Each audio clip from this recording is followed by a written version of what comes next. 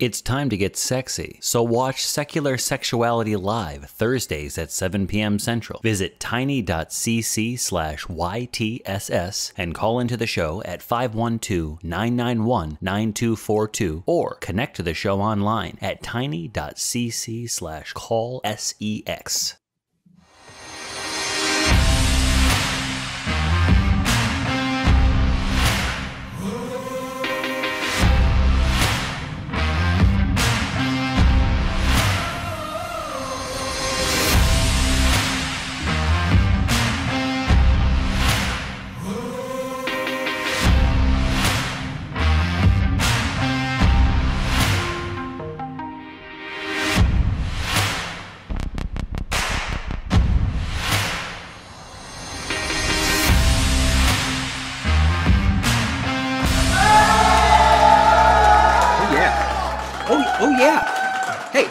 Welcome to Talk Heathen, everybody. My name's Kenneth. With me today is the incomparable Jmike. Hello. How you doing, man? I'm good. I'm getting a haircut apparently, so I'm doing good. Yeah, I don't know what the hell that's about. Yeah, don't be surprised if not a single hair is removed from my head. It's just the way it works. It's made of steel, so he's gonna have a hard time getting the locks off. Yeah, yeah. I feel like there's something subliminal being said, you know, from the producers here putting that up behind you, but yeah, it could be the fact that we're creeping on 1 million subscribers for the nonprofits, and then this might be a reality behind me if that's true. Happens. So, is that the goal? Is at 1 million subs you get the snip? I guess so. I'm the snip. Yeah, I mean a haircut, not a vasectomy. I'm already in works to have it. The beanie sometimes I wear on the show. I'm sneaking that into some shows so that when I wear it fully, if we get to 1 million, I will attach the hair once it's removed to the hat, and then I'll put it on as a loophole to still have the hair, but still go with the bed. And so, yeah, so okay. I went either way. Nice. Well, now that we've got that established, let's jump into a call. Why not? We've got a caller on the line, Amit, who wants to talk about evidence. Amit, how's it going? Hey guys, it's Amit. Big fan of the show. Thanks for taking me in. Yeah, sure, of course. Yeah, so just a little bit of background. I'm an atheist. My father was an agnostic, so I was raised in a non-religious household. So anytime I debate with Christians or Muslims, I'm running into an issue. I'm always getting hit with biblical and Quranic verses, and they're using that as if it's some sort of a punch towards me, as if it's supposed to get to me, like some kind of trump card. And as somebody who's never been raised religiously, this is completely new to me. You guys are former religious people. I mean, when you were religious, have you ever used any biblical verses towards like non-religious people? And if so, how did you feel when you were using it, and what caused you to say, hey, this doesn't make sense anymore? This is a great question. So I can tell you that when I was a Christian, that I absolutely would quote Bible verses at people.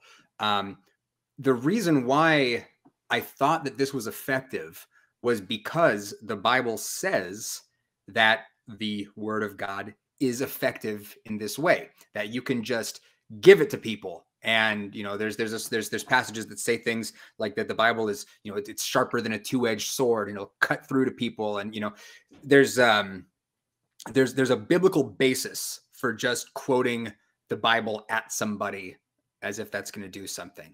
And frankly, this is just one of several things that the Bible is wrong about. So now when I'm engaging with people, and it's funny that you should ask this question, because just yesterday I had a number of people in a discussion I was involved with online doing this, just quoting Bible verses at me without doing anything beforehand to establish why I should take the things that the Bible says seriously. So it's an interesting conundrum we run up against with these people, because their book tells them that this is an effective practice, but it is not an effective practice. And if you were to say that to them, they'll say, well, I know you're wrong, because you disagree with the book, and the book's right, and I know the book is right because the book says it's right. You may see a problem here. Oh.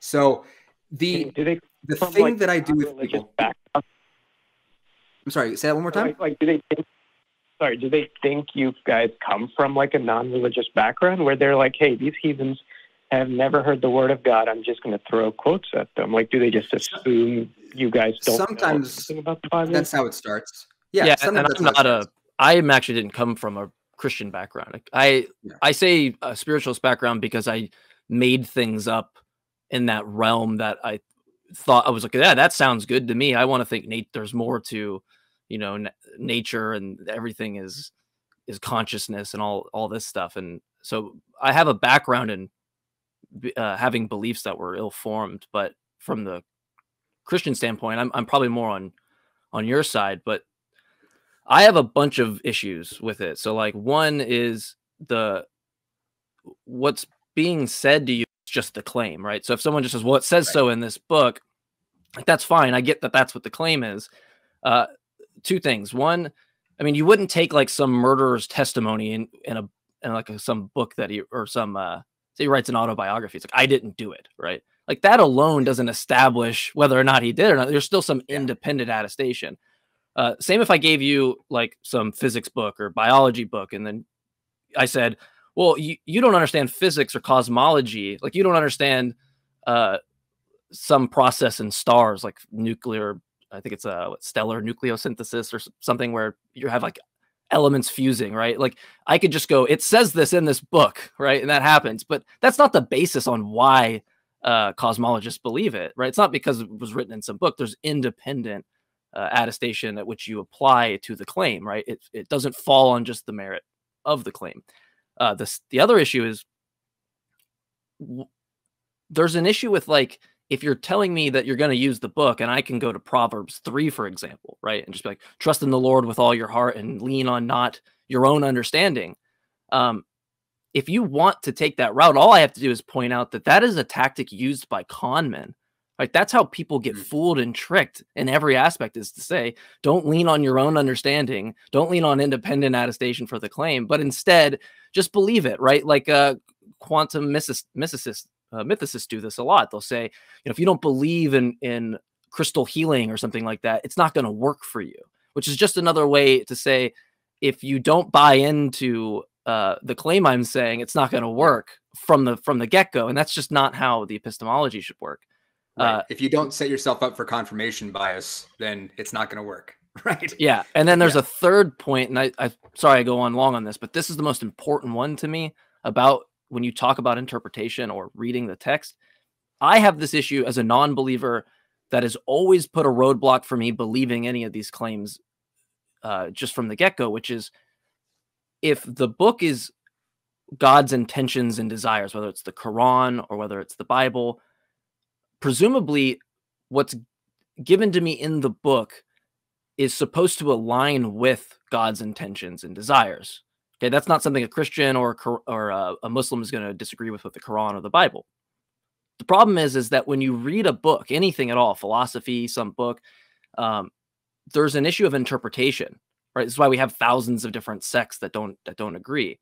And so the criticism that I always try to offer is, how do you know the interpretive principle that you use, whether it's a literal or metaphorical, is the right one, right? How do you know that God didn't mean X instead of Y? And if they just say the Holy Spirit, you know, you just point out that another Christian that disagrees with that verse also uses the Holy Spirit to justify it, and they come to contradictory conclusions. Right. Yeah. Yeah, but this is very simple. Like, they always go back to, yeah, but I feel it, and I'm like, how am I supposed to dispute that? I don't know. So, what to do. You just say, I don't feel it. That's the same claim. Sure. Or what I like to do with people when they start quoting their book at me is start with one foundational question. I'll ask them, why should anyone care? Or I'll say, why should I care about what this book has to say about anything? Okay. And hopefully that gives them, you know, sort of a question they can chew on, and they'll stop and think about it. This does not always work. More often than not, they just keep quoting the book at me, and I'll say, okay, so we've firmly established that you've got a book that says some things. So with Christians, what I like to do, I literally did this yesterday with some folks. I was like, okay, you've got a book that says a thing. Are you at all worried that the Quran says that if you reject how, the revelation of Allah to the Prophet Muhammad, that you're going to be punished severely for this? Does that concern you? Because there's another book over there that also says some things. And they'll say no. They're not worried. They don't lose a moment's sleep over the claims that are being made in the Quran, because it hasn't been established yet to them why they should care. And I'll say that feeling that you have of not caring, that lack of concern you have for the claims being made by that book, are exactly how I feel toward your book. So if you and the whole goal isn't to be like your book's bullshit, or to be like everything that your book says is wrong, or you're dumb for believing that. It's just to get them to think about their sort of epistemic footing. Okay, they're convinced by the claims of a book. Why? And why should I care? That's the entire game. Is just if you can get them to have that little bit of openness, then you're opening the door to having hopefully an honest exchange of ideas. You're opening the door to conversation. And that's the best you can hope for in my experience. Yeah. So following up on that, you say a little bit of openness. Like the difficulty is getting them to that point, right? It's like they're always on the defensive. Anytime I'm like, hey, I'm an atheist or I'm agnostic, and why should I believe these claims? They're immediately going to go to these. Here are these 4 or 5 punchy statements I'm going to throw, and it's going to reinforce my belief, and I'm not going to open up. Like, how do you get people to actually open up? Has it actually worked for you guys? Yeah. You have to find points of agreement.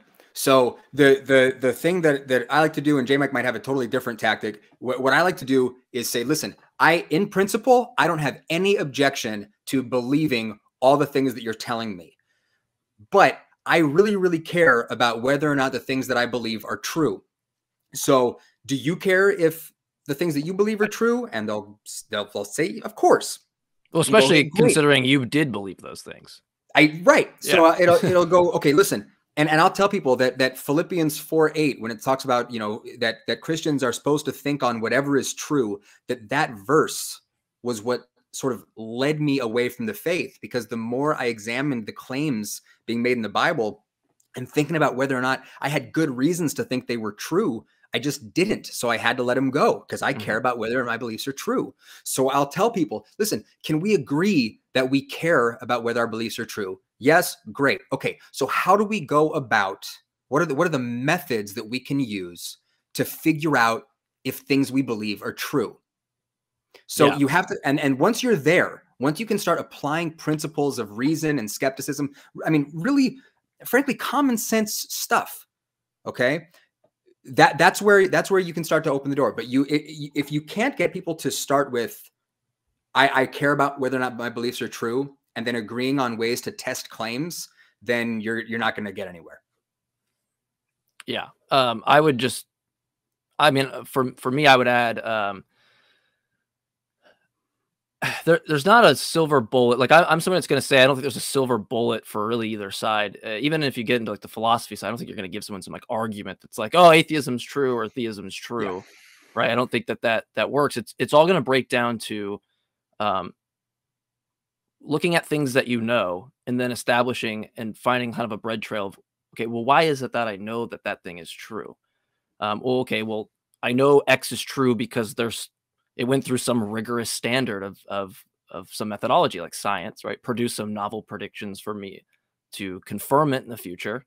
I applied some falsification criterion at which I could know that the claim is false given a set of circumstances, right? And so that's, to me, if I'm saying my epistemology when I talk to somebody, I go, it seems to be the case that for any claim I have, I should be able to try to falsify it and should be able to have some way of showing it not true.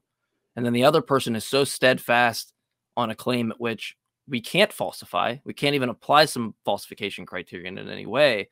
The only thing I can get them to try to understand is to kind of go back to what Kenneth said about all these other books. Like, why is it that you have a God that seemingly throws a needle in a haystack that uses the same, because the methodology that the Christian's going to use or the Muslim's going to use is to go back to what it says in the book. But then it's like, why did this God hand down the most important information possible, right, about the nature of reality, and then sprinkled in more false beliefs in the same form of methodology with the same books, and stuck a needle in the haystack and said, good luck, go find it, right? And if someone wants to claim like, yeah, well, you just have to look at the text, then I don't know in virtue of what is different for all the false things that have been presented, right? It just seems like this thing doesn't even want you to know it's true if it's using all these ways to disguise it, right? I don't know that we would have some school system where the superintendent decides, or whoever decides the curriculum goes, it's a school for all blind people, right? Or let's say all people that can see, and then they give it every book in Braille, right? How is that even a fair scenario for me to gain knowledge if all of it's riddled with the same faulty mechanism, right? For me, I don't understand. That's always what it comes down to me. They might not bite that and say, okay, I understand your point, but I would just point out the fact that why is your methodology so, sorry? Yeah, I mean, at that point, wouldn't they just revert back to, hey, God works in mysterious ways. You just have to have faith. If it's mysterious, then you can't make claims towards knowledge of knowing it, right? If it's mysterious, right, then it could just be the case that whatever's presented to you is some deception. I mean, that's mysterious. I don't know what separates the claims, like what, and then to say it's faith, like I can just say I have faith that your claim is wrong, and we're on an epistemic par. How do we differentiate that? We introduce something called evidence, and then once we do that, then we see, okay, there's not a single candidate explanation for the supernatural. So you don't even get to posit that as some explanation for whatever phenomena until you demonstrate it's some candidate explanation. So at any time you add this sprinkling of supernaturalism to it, I could just reject it, because the only thing that's been demonstrated is that you have an imaginary concept. Okay, I'm rational in believing that it's only established as a concept and not as something that's manifested in reality.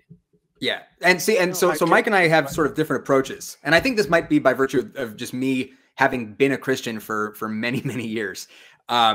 So I really like Socratic questioning. I really like just asking people questions so that they can sort of lead themselves out of the cave of dogma, right? Mike's putting people in the spin cycle, which it's totally, I mean, it's totally valid.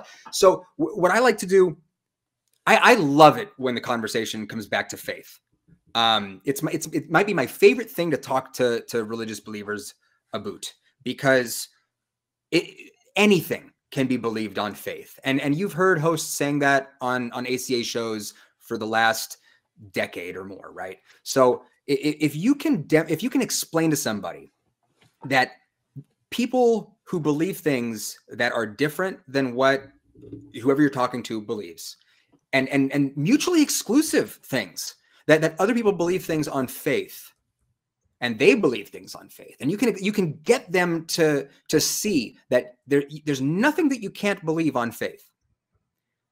And then just ask them questions. Okay, so look, if faith can be used to believe things that aren't true, and if faith can be used to believe things that may be true, then faith is not useful for getting us anywhere closer to believing true things. We need something else. If we care about whether or not our beliefs are true, faith is not a useful tool. And you can ask them, what would be better than faith if we care about believing true things? And try to have the conversation. Okay.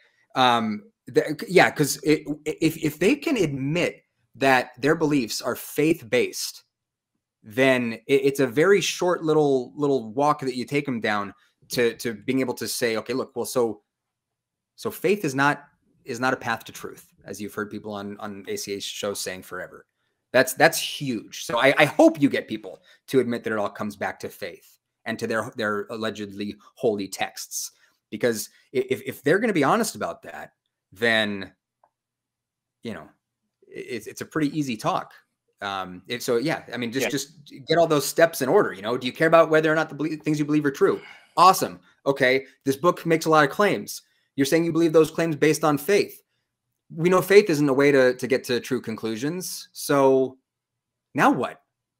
And let them figure it out. No, but yeah, but then it comes back to, okay, we need evidence, we need proof to investigate these claims. But even the word evidence is subjective in their minds. For example, for us, we observe, we hypothesize, we test, peer review, and then we're like, hey, this is legit. Versus for them is the Bible is true. We need to find evidence to support this, right? So even the definition of evidence is ambiguous. At that point, how do I meet them halfway? Yeah, there is because no halfway. You've got to agree on terms. You have to agree on terms. So if with people, I like to use a very broad definition of evidence. I'll say anything that can be used to demonstrate that a claim is true, I will count as evidence. Anything. And then I'll tell them, as far as I'm aware, there is no evidence that like Christianity is true. So whatever they present to me, and it's you know, in my experience, it's fallacious arguments. That is what they've got.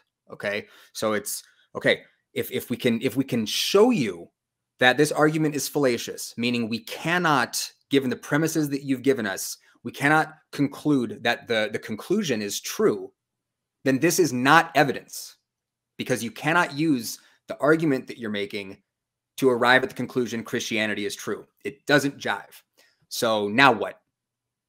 And leave that and listen, this is just my advice to you. Other people are going to have different advice, but I would say make the definition for evidence super broad. Okay? Because people will accuse you of having a closed mind. People will say, well, you just don't want to believe. And you're going to be like, no, I do. I want to believe true things. So if you have anything that can be used to demonstrate that your claim is true, I'm with you. I'll come with you on it. And then let them go to work. Okay, fair enough. It's frustrating. Yeah, I just have one last question for you, Kenneth, specifically. Take yourself back to your religious self, but put yourself in that situation.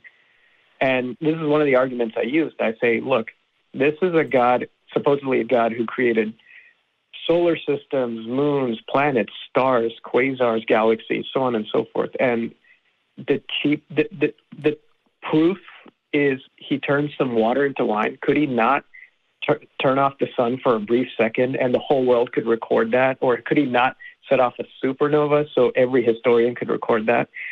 If, let's say you were your old religious self, how would you fight that claim where I'm like, look, he could have done all these things, but he did cheap parlor tricks like turning water into wine and supposedly walking on water. Do you really expect me and others to believe that, right? So my old religious self probably would have fed you a response from some apologetic. But in the back of my head, there would have been me going, well, yeah, what about that? And I would have started chewing on that and tugging at that string. So with something like that, with someone saying, okay, look, these miracles are not super impressive. My instinct would have been, I think back then, to point to the cumulative miracles, look at all of the works of God in the Bible. I would have been in trouble. Because with something like that, you're asking a religious believer to be really honest. And what you're doing with a question like that is you're really digging up, I think, potential cognitive dissonance, where they're going to have a response sort of in the pocket that they've heard from a pastor or, an apologetic book or something, and they're going to want to feed that to you to defend their faith. And that would have been my impulse too. Defending the faith comes first. And this is why apologetics is a fundamentally dishonest field, because the purpose of apologetics is not arrive at a true conclusion. It's not follow the evidence where it leads. It's defend the faith. So you are starting from your conclusion and you're going to reason yourself backwards from there. And that is a good way to be wrong. So yeah, former religious me would have just engaged in some sort of apologetic way of avoiding dealing with like the real substance of the question and just firing something off to let me still feel good about believing in Jesus. And I think that's what you're likely to find from a lot of people. But we got more callers, my man. But thank you very much for this one. Hopefully this was at least a little bit helpful to you. Yep. Thanks, guys. Appreciate it. Yeah. Awesome. And Amit, I would just say, if you talk to a Christian, ask them about Proverbs 3 and see if that's just an admission that you are commanded to not reason, to not apply logical inferences, and to ignore demonstrable evidence of the contrary. And if they say that that verse does not mean that, then go back and listen to what I said about the issues with interpretation, because that points that out right there. A person can take the route to just go, that's not what actually God meant by that statement, which is the whole issue I have with language in general can be manipulated and changed and interpreted in so many ways that my claim is I don't think any person that's a Christian can claim they have access to, even if I assume God exists, that they have access to the speaker, because they're all contradicting each other with how they interpret the verse. And we can't just start from the fact alone that that's the right way to look at it. But yeah, I would cite Proverbs 3 and just see what they think about that. Yeah. And there's others too. I mean, there's other things that where, you know, for other people who might be listening, who want to, you know, sort of tug on this string themselves. You know, you can look at stories like when Satan takes Jesus into the wilderness to sort of tempt him. And Jesus says, you know, you're not supposed to put the Lord your God to the test. Stuff like that. You can look at the whole story about Thomas, how Thomas is like, look, I don't buy the whole resurrection thing unless I see Jesus here and put my hands in his wounds and all that stuff. I'm not going to believe it. You've got the first skeptic in the Bible right there with Thomas. And what happens? Jesus comes in and he shames him for it. He's like, okay, look, I understand you needed evidence, but that's not good. Blessed are the people who don't want evidence. Blessed are the people who have not seen and yet believe. So there is a sort of a whole anti-intellectual theme going on there in the old Bible there. Hey, speaking of the Bible, we've got a caller who wants to talk about let's see, about Mary, about the Virgin Mary. So the question that I see here on the call screening thing is it more likely that Mary was a virgin and gave birth, or it was a lie? Is that the question? Yeah, it's a question for the theist listening the show. Is it possible that she probably got knocked up somewhere and the dad decided to lie about it so he could sell her for a couple of sheep? Or that's a common practice back in the day, or that she was a virgin and she gave birth to, you know, as a virgin, something that we've never heard of since, which is more likely. Well, we can't know is the problem, right? We're removed 2,000 years, right, from the event. So we can't know. And it's always just going to fall back to the Christian saying, no, God did this. And so then it just comes down to, how do you actually know that that was the case? And then it goes back to, well, a book says a thing. And then you go, okay, well, how do you know that the book says a thing is actually representative of reality? So I think it's almost a waste of time to present ideas like that, because for me, it comes off conspiracy theory like, and I don't like dealing with what ifs in the past and saying like, well, it could have just been, you know, she could have, you know, just lied because of some circumstance that she was in, or whatever it might be. Right. And I just think that that's as bad of speculation as any. If you're removed, it's better just to keep the claim. Look, it was about easy way to put it. You got somebody saying that somebody was born of a virgin, right? You don't have to do very much work. Like, they're doing all the work for themselves to make that irrational. So you don't have to obfuscate how irrational the claim is to begin with. So yeah. And I'm sorry, let me back up. Not from a virgin birth, but a virgin birth from a supernatural entity that we don't know exists, right? So like ghost sex is what we're talking about. Right. Yeah. So let that roll down the hill, my friend. Just let that roll down the hill. I just wanted to go the James Randi way. There was this video where he was explaining to people, right, which is more likely that I'm, you know, doing magic and violating the rights of physics, or that I'm just tricking you into believing that this is actual magic, you know? It's interesting. The question, it reminded me of the famous C.S. Lewis trilemma. And Jmike, are you familiar with this? You talk about the legend lore. Liar, lunatic, or Lord. Yeah. So C.S. Lewis used to present this argument. C.S. Lewis, one of the most overrated thinkers in the history of thinking. And he would say, Jesus made a bunch of really specific claims in the Gospels, okay? And a person who made these types of claims would either have been a liar, he's saying things that aren't true, a lunatic, he was a crazy person who believed stuff that wasn't true, or he was who he says he was, and he was the Lord, he was God. And one of the many reasons this is a shit argument is that it leaves out the possibility of, and we can keep the alliteration going with another L, of legend. It could be the case that these stories didn't happen at all. It could be like King Arthur and this, sword in the stone shit. I mean, change the D to an E and make it lore. Yeah, right.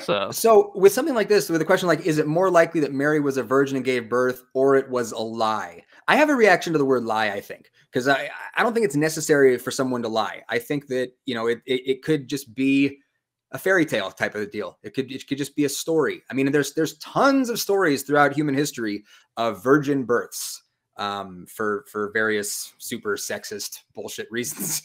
Jesus, first one. That's not even close. No, thing to say. Yeah. Yeah. Jesus being born of a virgin is not in any way a unique claim. I think there's a term for it. I could probably say it runs like parthenogenesis or something. Parthenogenesis. Parthenogenesis. Yeah. So it's like a reptile. There's a term. Yeah, there's a term for this that predates the. But I mean, not in the English, obviously. But I would agree with Kenneth there. What do you think, K? K from nowhere. Yeah, K from nowhere. What would be your response? About what specifically? Or just because I mean, your question was for theists. We're not theists, so we can't answer that. Yeah. But what would you say to our responses? Pretty fair. I just want them to get to the more likely explanation. I don't want them to go to like fantasy land. That's all. One other thing, I was listening to you guys talk about faith. Oh, okay. I'm sorry. Can I real fast? I'm sorry. I just want to say something. You said the most likely explanation. So here's my stance on that. Anything you say that's natural, no matter how crazy it is more likely than ghost sex. Than supernatural. Yeah. Ghost sex. So you can find the most insane thing on the naturalist side and use that because it's more likely. Why? Because if we put out like this on an Excel spreadsheet and I said like natural causes and then things that we could put in the supernatural category, like I can have a billion ad infinitum. I could come up with silly, stupid things that explain it. And they're all more likely than something that's never been demonstrated as a candidate explanation. So I just wanted to pause there because it's always more likely. That's the point. Right. Ghost Sex, by the way, is going to be the title of the upcoming album Jmike and I are coming out with. So look forward to that, people. It's not Ghost Sex. It was Ghost Rape. It was some people cite Luke for consent, and I try to typically give as many toys as I can. Like whether you're right or wrong on that, it's just like look, just give them what they can to play with because their claim does all the damage. To go back to my first point, so I'll give you every toy to play with, and I'll tell you it's adorable and cute, and then take life seriously after that. Yeah, and likelihood would have to be demonstrated. So if somebody's saying it's more likely that Mary did give birth as a virgin, then the burden of proof would be on them to explain how they arrived at that conclusion. How did you figure out that was more likely? How'd you run those numbers? A book says a thing. That's always what it comes down to. That's the whole thing. So, all right, Kay, we got more stuff to move on to, but yeah, thank you for bringing poor Mary into this whole conversation. All right, man. Have a good one. Now, one thing. I want to say one thing. Is that cool? Oh yeah, I did cut Kay off. So yes, please go. Damn. No, I was saying you are live on the air, Kay. What do you got? I was saying I cut you off, so that's my bad. Go ahead. Yeah. I was just gonna say, what if Jesus was actually twins and the guy we've been worshiping is dead? Is actually his twin brother Bob Christ, right? What if it's the same scenario, but they're wearing a little tiny hat? You could do this all day long, and it's still more likely than what the explanation actually is. In my opinion. Exactly. Exactly. All right, man. Have a good one. Have a good one, Kay.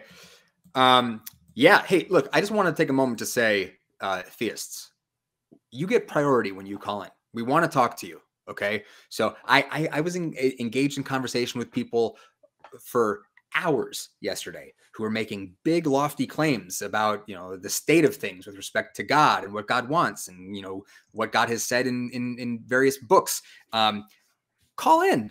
We can have those conversations, especially the people who said that they had evidence. Call in and present that evidence. We are dying to hear it. And again, anything that can be used to demonstrate the truth of your claims. So to give you guys, you theists out there, I bet there's at least one or two lurking in the chat right now too. Call in. Don't just hang out and chat, people. So to give you guys a minute to call in, we do have some other callers on the line to get to, but I just want to get through our announcements real quick. So for those who might be here for the first time, Talk Heathen is a product of the atheist community of Austin, which is a 501c3 nonprofit organization dedicated to the promotion of positive atheism and the separation of religion and government. If you would like to support Talk Heathen and the work the ACA does, you can become a member. You could click the join button below this video. You could support us on Patreon. You can go to patreon.com/talkheathen to Jmike. We also have a channel that houses all of the shows the ACA does in audio podcast form. You can go to tiny.cc/AEN podcasts and download those ACA shows. That is how I typically consume my ACA content. I just listen to the podcast throughout the week. Because there's a bunch of great stuff that we're putting out on the various shows, whether you are into secular sexuality or Truth Wanted or us here at Talk Heathen. If you want to listen to AXP, it's all there in podcast form. You can become a part of the Talk Heathen community in our fan-run Facebook page. It's facebook.com/groups/TalkHeathenFG. It's a great community on there. And if you want to continue this discussion after the show, join myself and Jmike over in ACD, which is our fan-run Discord server. We're both going to be there at tiny.cc/ACA Discord. And stick around, because after this show, you're going to be able to watch, some would say, the flagship show of the ACA, The Nonprofits, which is going to be on at 3 p.m. Central Time. That's at youtube.com/. Well, let me correct you, Kenneth. It's actually the flagship show of the Atheist Experience Network. Exactly. And we're going to get them to 1 million subscribers so we can see what a short-haired Jmike looks like. Yeah. And with those out of the way, we also have a promo to show you. If you weren't able to catch all those ACA shows we're talking about last week, here's some of what you missed.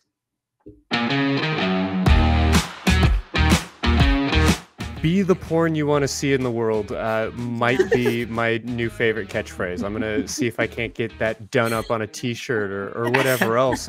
Biblically, you have methodologically presupposed the divinity of our biblical Christological God within your start premise. Biblically, I'm going to drop this call because biblically, I'm getting tired of this conversation. Yeah. Just because I have a penis or something doesn't mean that you could prescribe that I ought to not have long hair or I shouldn't paint my nails categorically. You're a fertile field that we would love to plow. Alex, Johnny wants to plow you, but he might need to plow you further in a different show. I don't know what you missed in science class, but if you think that vaccines just don't work, then you are no longer in touch with reality. I wonder if he believes in what the experts say about gravity, or is he jumping off buildings? I don't know.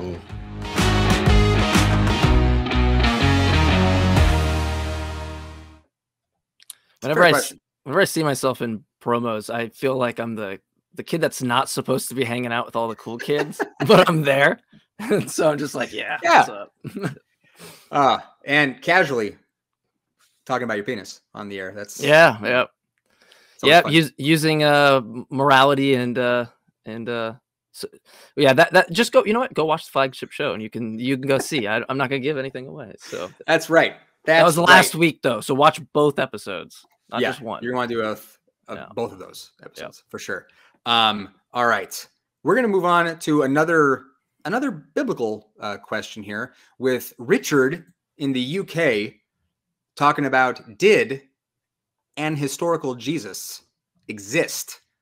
So we're talking about the ontology of an historical Jesus. Richard, how are you doing? I'm good. Hello, chaps. How are you? Better now. How are you doing?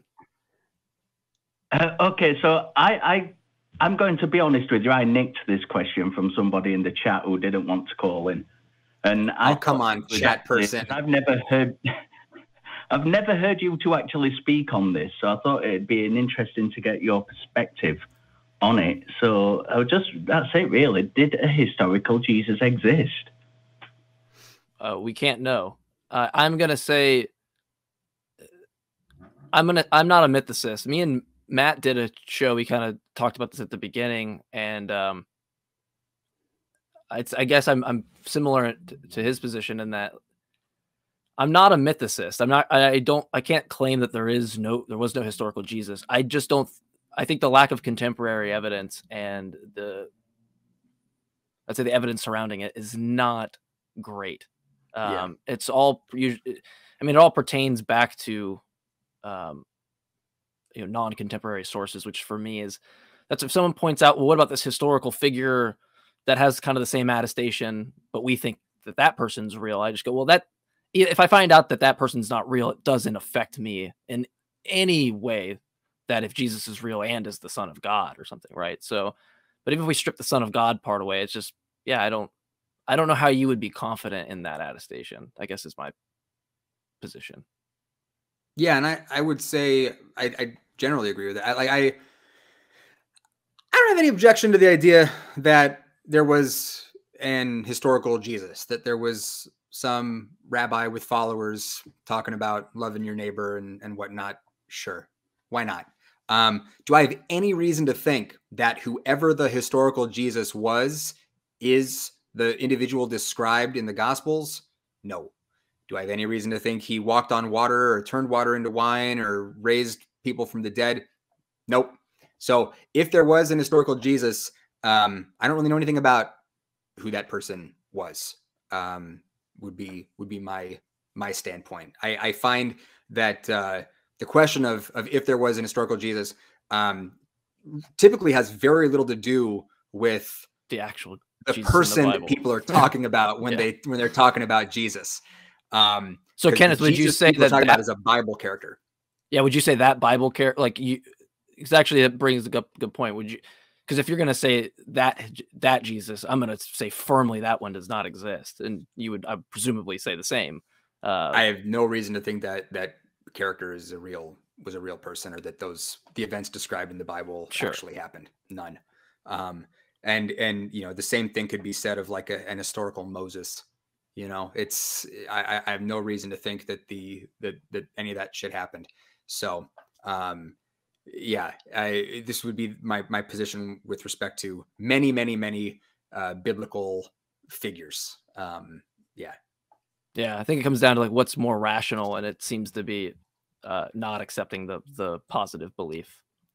And what I find is that people who typically want to talk about an historical Jesus, they're trying very, very hard to establish some sort of like foundation that they can then start building claims on. Well, we know there was some real guy. Okay. And then they got all their work ahead of them. Satya Sai Baba was a real guy. I was actually going to ask you that next. If you think when Christians make that claim, they're using it as a kind of stepping stone to the supernatural claims about Jesus. I get that. I get that a lot. And the problem I have is, it'd almost be weird for me in one sense to think of it like, if there's a religion that focuses on a central figure and that central figure doesn't exist, that seems a little strange in itself, right? Like, of course religions start, of course people make things up, but to say that like the figure didn't exist, like, yeah, sure, there's nothing like illogical about it or something, but it does seem like it would make sense for it to source back to some, it's like saying, if like you had, maybe the guy if you look into chiropractic work and look at kind of the guy that invented that, right? And you just were to say like, yeah, we found out this guy existed, say 2,000 years from now. Like, it doesn't add validity to the claim that what he was professing about chiropractic work has like some validity in the world, right? I mean, that's just two separate claims. So I almost hate when mythicists want to attack the figure part because, kind of like with the last caller, you have someone's presenting to you something that's doing its own damage. They think that this guy rose from the dead, and then they also think that if a guy rose from the dead, it entails Yahweh existed, which I don't see a logical contradiction, and aliens just raising up Jesus, right? There's still all these little crevices that they have to fill in. I'd rather just say, yep, Jesus existed, and prove the divinity, because that to me, that makes my mouth water knowing that the claim is so easily defeatable. Like, but in recent months, what I've been doing with people when they want to talk about an historical Jesus, they'll talk about extra biblical sources. They'll talk about Josephus or Tacitus, or these people making reference to people following a figure called Jesus, or a Jesus, brother of James, this kind of stuff. And none of this doesn't get us any closer to any of the gospel claims being true. So the one that I like to ask people about lately is I'll just ask them about, okay, there's a story in the Bible that Jesus went to a wedding and turned water into wine. Do we have any reason to think that any of the individual elements of this particular story are true? Can you give me anything that is evidence that Jesus turned water into wine, other than a book says a thing? And there's nothing. There is nothing. And this is true for all of the stories in the Gospels about Jesus. So, I try not to just go straight for the resurrection, because I would like for people to start thinking. And when I go straight to like the biggest alleged miracle that's in there, the mind is generally pretty closed when I'm dealing with believers. But I've been finding a little bit of success with getting people to go like, okay, well, I guess we don't really know if that happened.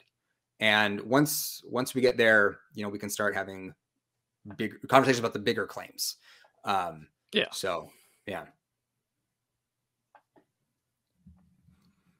Yeah, with the bigger claim. Thank you. Oh, sorry, go ahead, Richard. Oh, Mike, sorry. No, I was just saying with the big. we got ourselves lost here. No, I was just saying with the bigger claims, on that front, I always try to run like, if we get to kind of where Kenneth is saying, once you do get to the resurrection part, and it all comes down to the evidentiary basis, quote unquote, is just saying that it says so in this book. And maybe people might cite like Paul's letters or things like with 500 witnesses or something, right? They might cite these things, but they're all predicated back to the claim of the book. And my thing is always to go, like, if you're the person that you trusted, right? Like your wife or someone like that tells you, that she saw the risen Tupac or Elvis or something. It's like, you're not going to just accept that claim. And that's like the most trusted person, but you trust Paul, like the writings of Paul from like 2000 years ago that you're removed from the events, but you'd call your wife like a lunatic for saying like, I saw the risen Tupac. I saw the risen Elvis. Like I watched it happen. Like, right.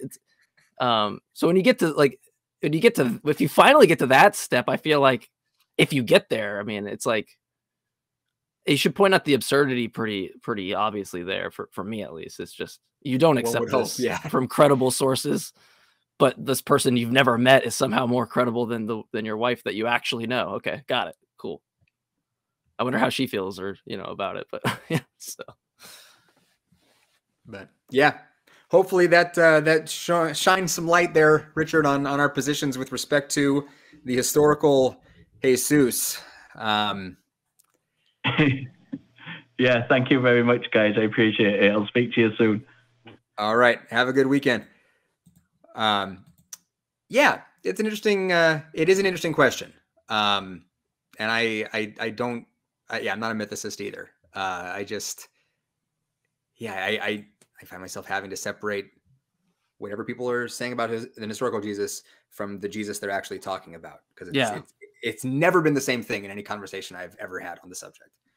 Yeah, I wouldn't want to waste time talking about whether or not someone existed, as opposed to like, no, you're making metaphysical claims about reality that are attributed to this guy.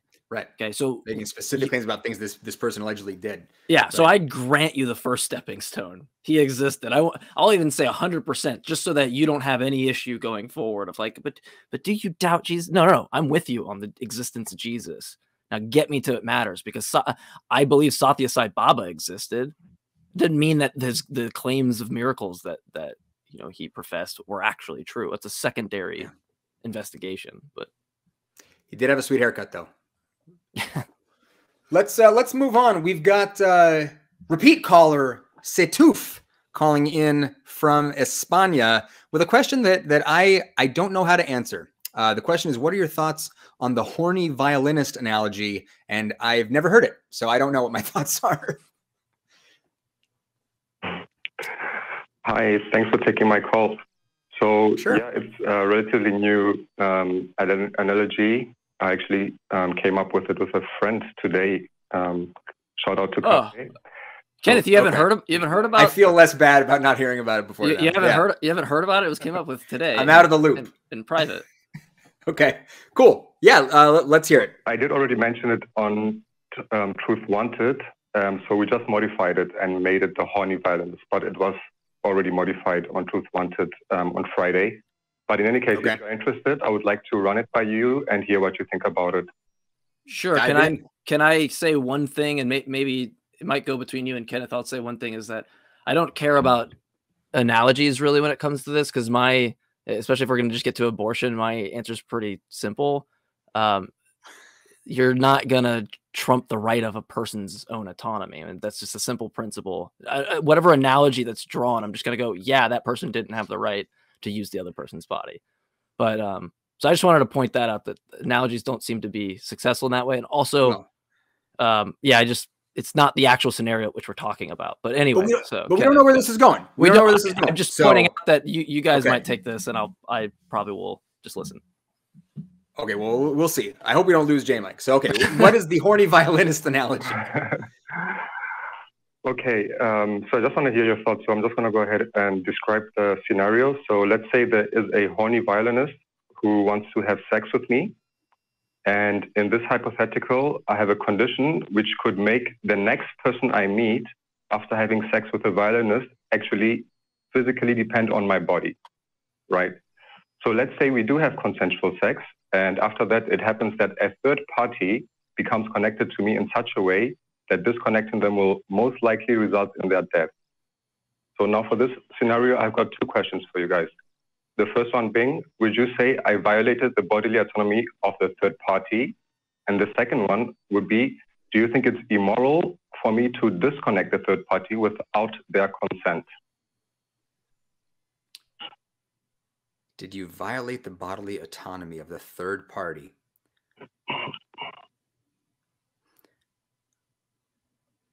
I'm wondering what, because it's an analogy, presumably there's supposed to be a property at which is actually analogous. I'm not seeing that, because the scenario you draw is not the scenario of abortion, if that's what you're trying to get to. That's a great point right out of the gate. It's just a false, right? Like, do me better. Identify the property at which is analogous from the actual abortion scenario to the one that you're applying, because I'm not seeing that identified property in the analogy. Okay, I mean, we can get to that. I'm just curious about the analogy as it stands right now, or the hypothetical, what your thoughts are. I mean, we can analyze where it's not analogous to pregnancy. I'm cool with that. Yeah, but the screen, I think even says, or maybe it doesn't. It just says, what are your thoughts on the horny violinist analogy? So, I guess I'm just used to talking to Setuf on abortion. Let's figure out. So what is this analogous to? Well, the same as the original violence analogy. No, but what Kenneth is asking is, it's an analogy. Right. If the analogy is successful, it's in virtue of whatever scenario it's supposed to be in accordance with. What is that? Yeah. What is it? If not abortion, what is it? Yeah, it's pregnancy, consensual sex, and the question about the morality of the abortion. Awesome. And so and so in that scenario, you're telling me that the fetus has the same properties the third person? That's not a fetus? In my hypothetical, no. But so then it's not. So then it's not analogous. Yeah, then it's not an analogous. So yeah, and I was wondering if you were doing this, and I was hoping you weren't. The whole thing, because in conversations we've had about this in the past, you've used the term being, and there's a lot of baggage that gets smuggled in under this word of being. So you in this attempted analogy, you're using the word person. So yes. Right. So you would need to establish that a developing fetus has the same properties of personhood. Yeah. If we literally listed out the properties left and right, there would be traits that we would establish that aren't the same. Thus, they are not the same thing. Thus, you can't use it as an analogous property in your example. Okay, then why are we using the violinist analogy for this is why this justify? I don't use analogies. This is why I said before you said anything. This is why I wanted to say it before anyone said anything, because I didn't want to be accused of somebody that relies on violinist analogy or things. I don't care about analogies. I care about the actual scenario which we're talking about, because when it comes down to analogies, it's only analogous in virtue of properties you identify. Right. The problem is that if I list these properties out, we're gonna run into an error where it's not actually the properties listed, so it wouldn't be analogous, which is why I don't like to use I'll use analogies for pragmatic reasons, but we're talking about something like this. I'd rather focus on the scenario, right? Demonstrate why a woman should not have a right to her autonomy. It's just simple. Just give me the argument for that.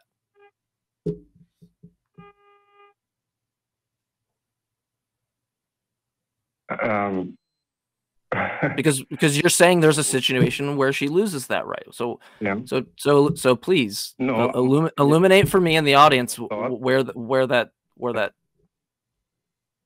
Go ahead.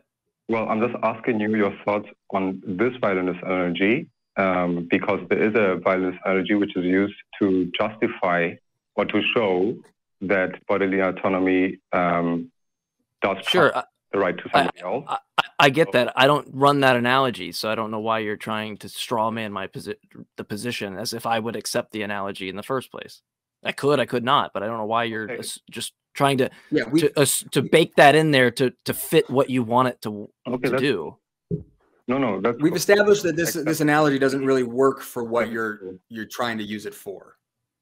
So there's a better conversation that can be had. If I understood you correctly, you said the main difference for you is that the third party is a being and a fetus is not, right?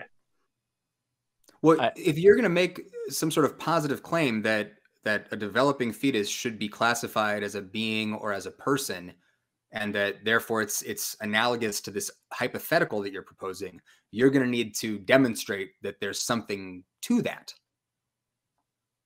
Okay, would you agree that some people do believe that a fetus is a being at some point in the pregnancy? I don't give a fuck what some people believe. Propositional attitudes or attitudes it's irrelevant. They're entirely irrelevant, because what is actually relevant is not the attitudes a person has towards like what the meaning of some utterance is, right? Because it's just a grunt. What matters is when we actually list out, okay, we have some grunt that stands for a person and some grunt that stands for a fetus. When we list out the properties of what makes that thing, right, that gives it its being or whatever, or essence or whatever you want to use, we're going to run into an issue where they're not analogous. So you can't use them interchangeably in an analogy. Right. It doesn't have to do with even if you use the word. The difference is that you think it's being and not being. I'm not going to use a word. I'm just going to say when we list out these properties, the fetus and the human are not the same thing. So you can't use a human in your analogy that way, which is why I don't use analogies for abortion. And I think ones that even are used for pro-choice are ill-formed. So we don't need to go back to why one version is successful, because I might not hold to that. Okay, Jmike, then let me not strawman you and really steelman your position. When does a fetus become a person in your worldview? Yeah, when it's not. Well, you're not. Jmike's not the one making the argument that a fetus should be thought of as a person. That's your. Yeah, it's also a pretty clear distinction between something that depends upon physical autonomy and something that does not. It's a true dichotomy. So I'll let you fill in how that works. So things like brain activity and feeling pain. No, this has nothing to do with This has nothing to do with pain or any of that. This has to do with when something is autonomous and when something is not autonomous. When something is relying on the autonomy of another agent, when something is not relying on the autonomy of another agent. Okay. So I said nothing about pain. You're trying to steel man me and you keep straw manning me.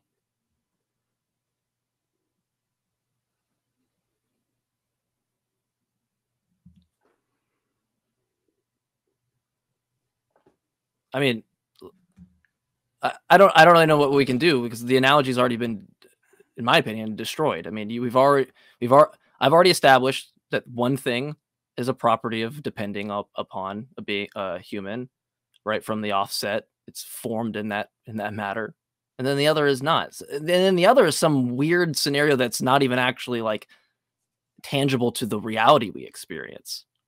Like the scenario you even bring up isn't something that it even happens. So I don't know what motivational force it's supposed to have.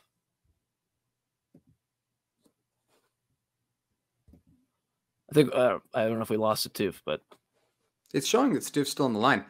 The thing I just always wonder is what's with the fixation on abortion? You know, I mean, yeah, I'm glad you asked. I can explain that to you. So I've been a long-time listener and viewer of the ACA, and I've heard in numerous occasions abortion being justified with the violinist analogy, and I believe it's very flawed. This analogy is taking many things not into account, and I believe we should base our beliefs on good arguments and not on flawed arguments. Setuf, do you think it's flawed for you to call in the show and in virtue of just seeing other ACA members or volunteers, whether they agree to an argument or not, think that means that the other hosts should also agree to that? That seems flawed. Because you did that, and I just demonstrated that I don't follow analogies like that. I don't know what the violinist analogy is in the first place. That is fine. So, yeah, I may have heard it in the past, but I have no idea what the violinist analogy is. I mean, I just wanted to hear your thoughts on the analogy, but if it's too difficult to answer, that's also no problem. No, I think it's too difficult for you to understand. No, it's not an issue of too difficult because it's been answered. The issue is that it is not analogous. You would have to demonstrate that the argument. Okay, then why are you saying that, you know, if we don't want to deal with the analogy because it's too difficult? What are we doing?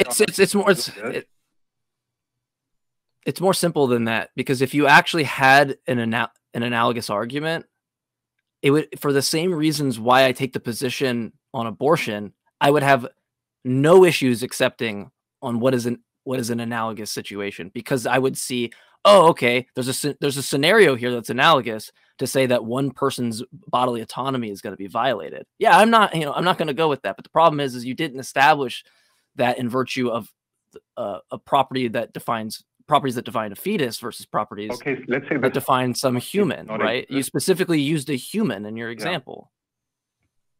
That's fine. Let's say this third party did not exist and was forced into existence through this act. How is that different? How is what forced into what act? I mean, in my analogy or hypothetical, let's say we did not have this third party as some random person, but it was actually somebody who did not exist before and was forced to now into existence. So you want to let's just make it a pregnancy. Let's just make it a pregnancy. Let's just talk about it. Okay. Yeah, so exactly. If two people have consensual sex and that might lead to somebody potentially getting pregnant, is it wrong for them to terminate that pregnancy if they want to? I mean, is that what we're asking? Let's just get to it. Yeah, if one considers this fetus a being and a person, that's the question, yes. Well, I don't know what the beingness or the personhood even has to do with it. I think Jmike and I are in agreement that the question is one of bodily autonomy. If the person who is pregnant doesn't want to be pregnant anymore, then they should have every right to get rid of that pregnancy, to terminate that pregnancy. We're talking about ending a pregnancy. Okay, so Is it morally right to allow people to end pregnancies that they don't want to carry to term? Yes. If morality is based on the well-being of conscious creatures, then yes, it is morally right to allow people to end pregnancies. I'm sorry? The fetus at some point conscious, though. Is the fetus at some point during the pregnancy, does it become conscious? That's irrelevant to my. What does that have to do with anything that I just said? You said it's about conscious creatures and their well-being. So I'm just asking you, are you taking the fetus's well-being into consideration? Absolutely, yes.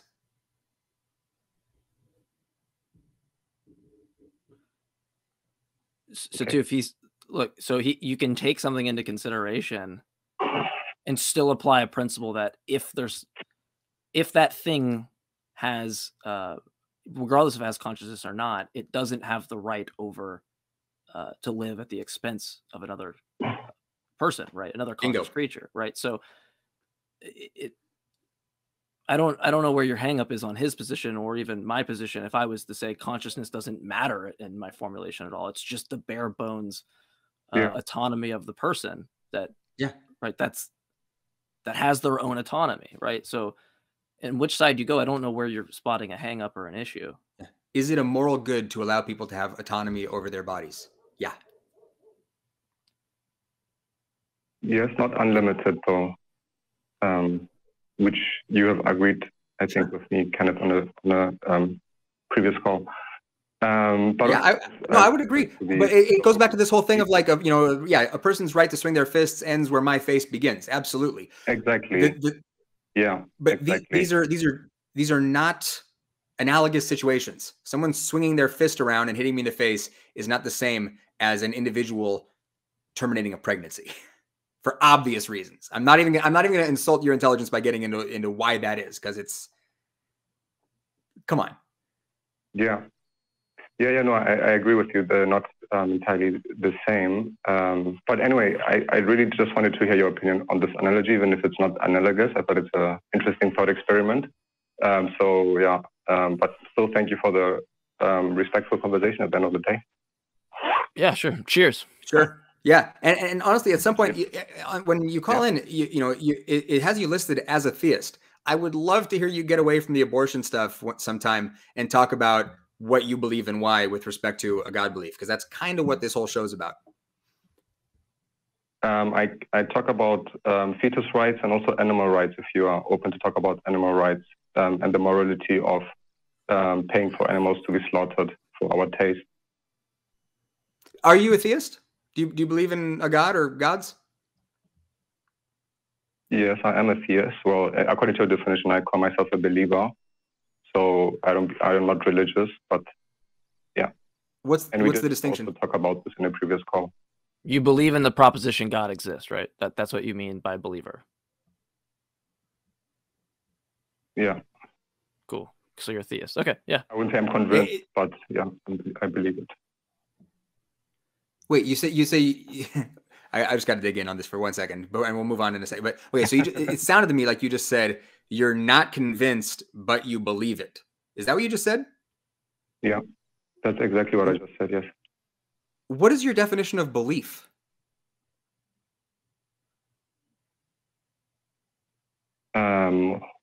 Suspect to be true.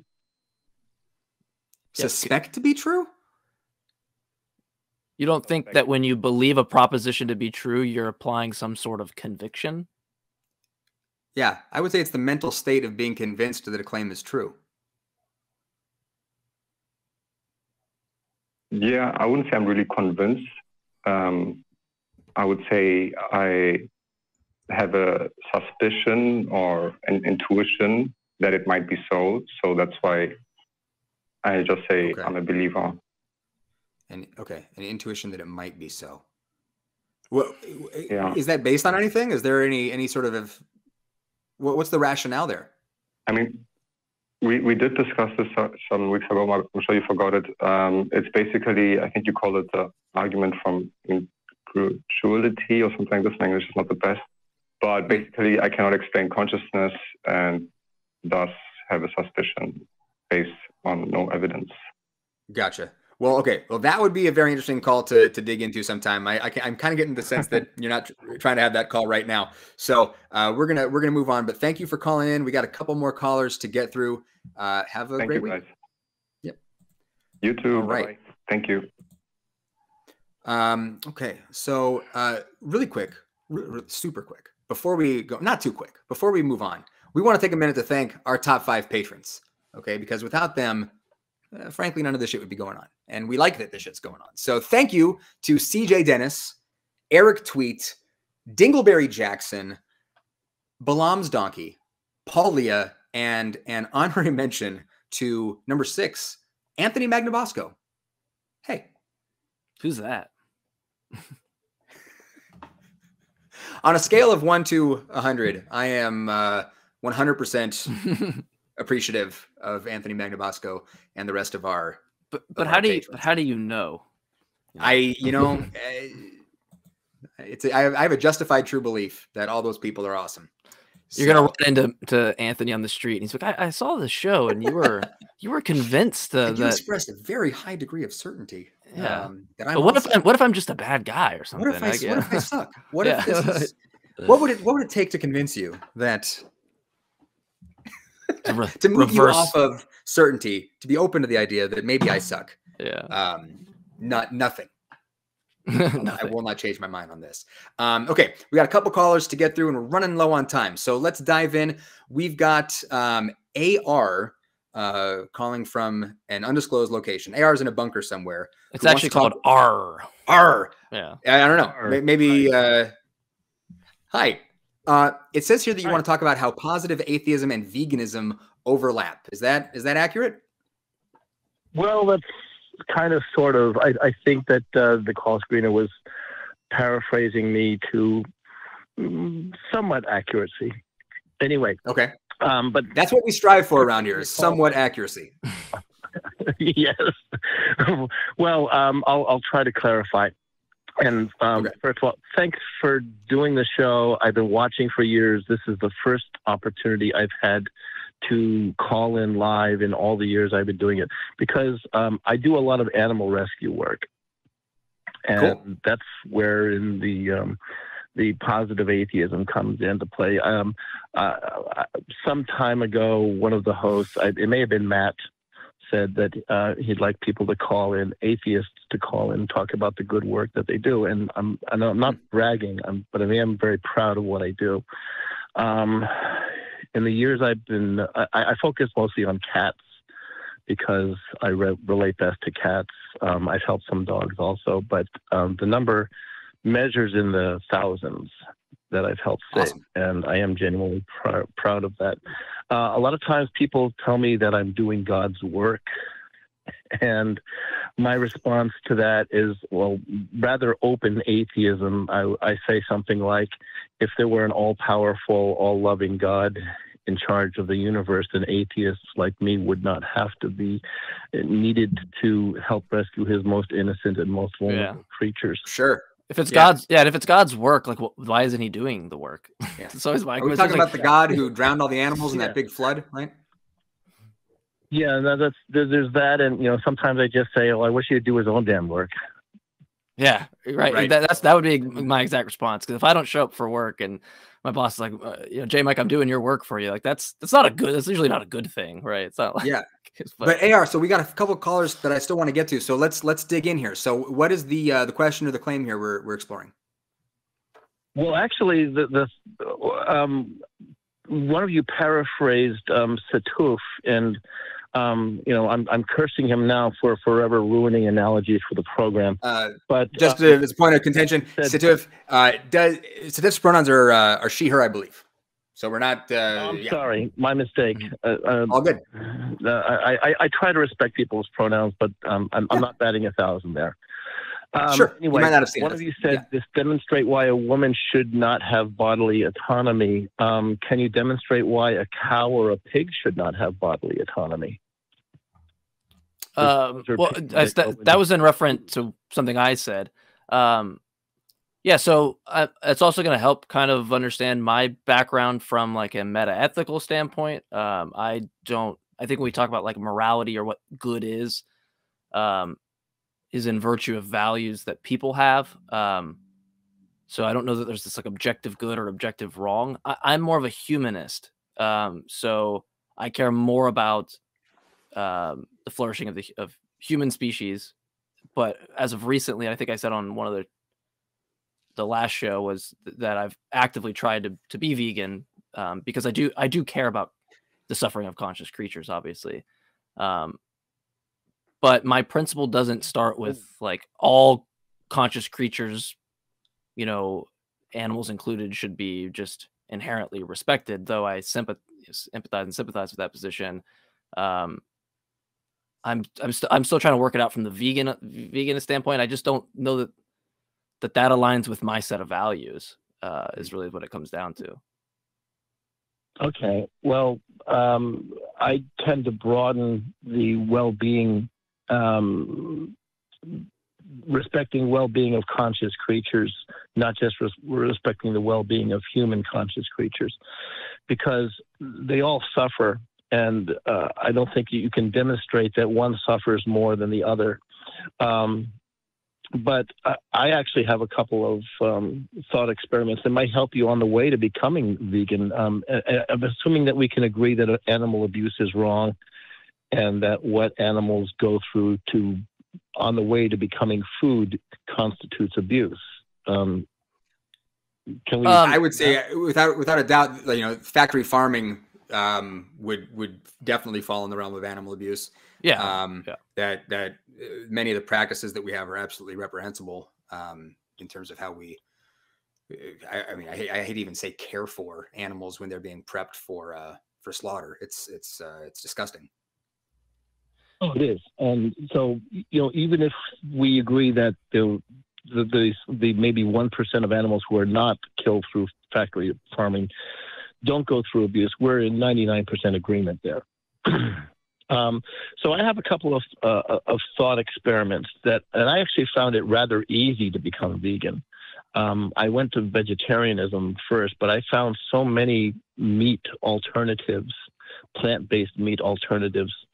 So practically, sorry to cut you off, but practically that's my hang up, right? Not to make this about the diet show of Jmike, but that's a lot of my problem, because really all it comes down to for me is I agree, I value suffering, obviously, in terms of I don't want things to suffer. I can only relate to what a human is like to suffer because I only know what it's like to be a human. So I'm not trying to say that there's some lesser form of suffering or something, but my values align there first. The issue I have is that when I've actually tried to be a vegan, I've felt awful, like absolutely terrible, diet-wise, food-wise. I never feel full, never feel satisfied. I feel sick, and I tried this for a very long time, so it wasn't just a getting into it thing. So for me, my body just didn't run the same. It didn't feel like it ran the same, and that could be the fact that of what I'm used to growing up. But then there's also this issue that where I live in America, in a lot of ways, I'm forced to consume certain things, especially with an income that I have. Can't necessarily just go spend top dollar things for, right? So there's just pragmatic reasons on why I can't be a vegan, even though I agree that the suffering aspect is something that I align with. So I'm just gonna agree that there's an inconsistency. But right, it's like saying to a smoker who goes, "I know it's going to cause me cancer," and you just go tell them, "Hey, you shouldn't smoke." Like, I know, like trust me, I know it's hard, you know. So it's like I agree. I'm just not going to necessarily say that I've fallen through with it successfully. You know, and right. Let me dovetail on that just a smidge. So there's a thing that I'm very fascinated by and interested in, a movement called effective altruism, where people are sort of trying to figure out how to effectively live like financially ethical lives, where you're trying to figure out how, you know, money that you donate to various causes can be most effectively used, and trying to really parse out the difference between feeling like you're doing good and actually doing good. And in learning about this, there are a number of individuals who I've found who take their salaries and then they calculate sort of a minimum amount of money that they can survive on, and then they commit to doing that. And every other money that they make, everything over that minimal amount, they donate to charity. All of it. They commit to living lives of poverty so that they can try to alleviate the suffering of others. Do I know that is a well, do I know that that's a virtuous thing that they're doing? Absolutely. Do I care about the suffering and the well-being of others? Totally. Am I going to do that? Not a fucking chance. There's no way I'm going to do that. And I have nothing but respect for the people who do it. So I know that there's some inconsistency there. Like I could be a more ethical person.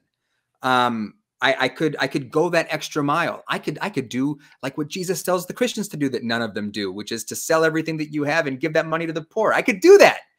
I'm not going to. So yeah, maybe I have more work to do in terms of figuring out where my ethical line is.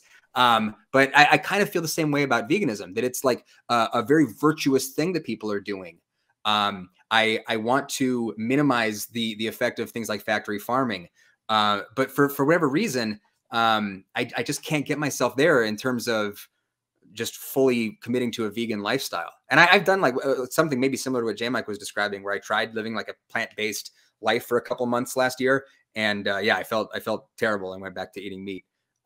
So yeah, I don't know. Maybe there's just something wrong with me.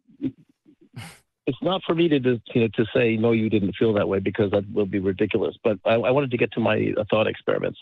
One is a 2-button thought experiment. One, you push a button and you get food and no animals suffered. And 2, you push a button, you get food and animals suffered. Which one is the more moral choice, or which one is the moral choice, I would say? So I don't like the phrasing of it, because like I said, when you say what's the more moral choice, to me that assumes objective morality, which I deny. So my answer is that there is no more moral choice. There is a more moral choice in virtue of my values with respect to certain goals and values. I'm a subjectivist. So the truth value of moral propositions ultimately depend on me. Okay, and so a lot of people have issues with this, and I get it. We can get into issues of implications people might think that has. I debate about it too, so you can watch videos on that if you want. But what I wanted to say real fast, that I take one in virtue of my values, but there is no objective value out there in the world that says like you should do 1 over 2. I just reject that as a notion. Okay, if I agree that, and that's why it's subjected. That's why I sort of preface this by saying, can we agree that animal abuse is wrong, and that what animals go through on the way to becoming food constitutes abuse? Sure. I just wanted to draw a line to say that there is no objective.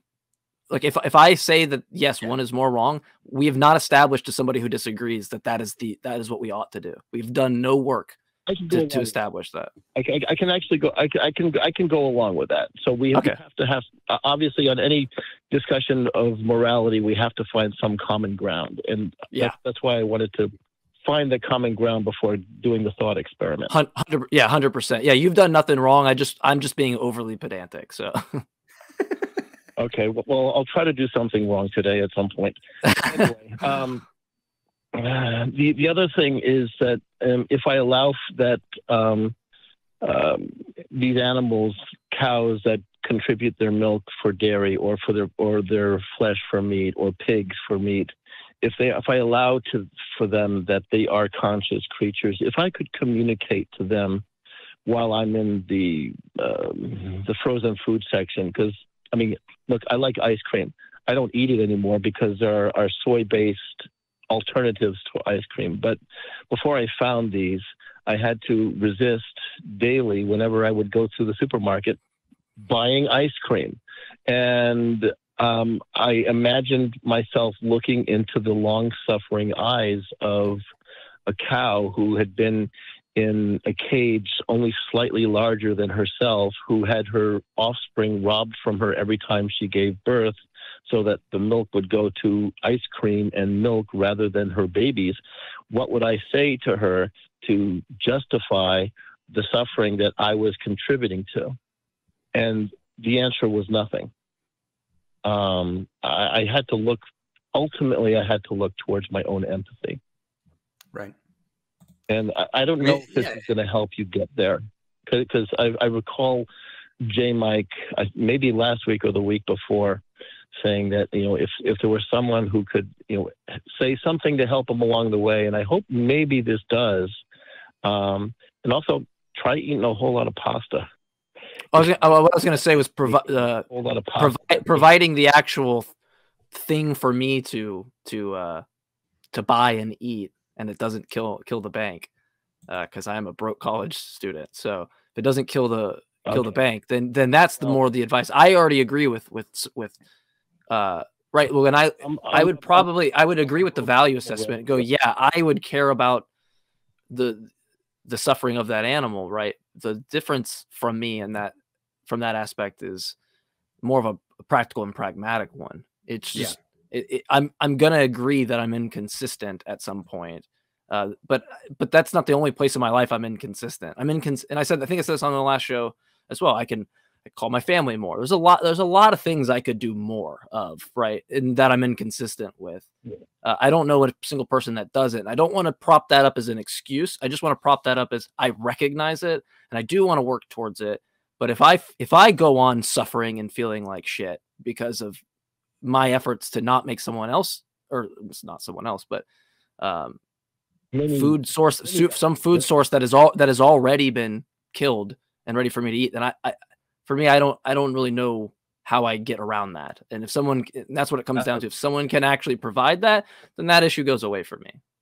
Yeah. There's a faulty reasoning there, because yes, you're consuming the meat of animals who have already been killed, but by buying that meat, you are giving financial incentive for the next ones to be killed and tortured.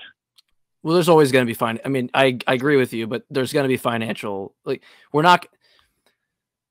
I don't know that it's going to be a successful mission to change that from the perspective, because you're talking about subjective values that people hold, and you know what I mean? Like, the fact that I can recognize that and make the move is one thing, but you have a whole other ball game of trying to get someone else to either recognize that they do have that value, and then to admit, you know, that they're inconsistent, and then also, if they don't have that value, for them to change values and recognize that they should.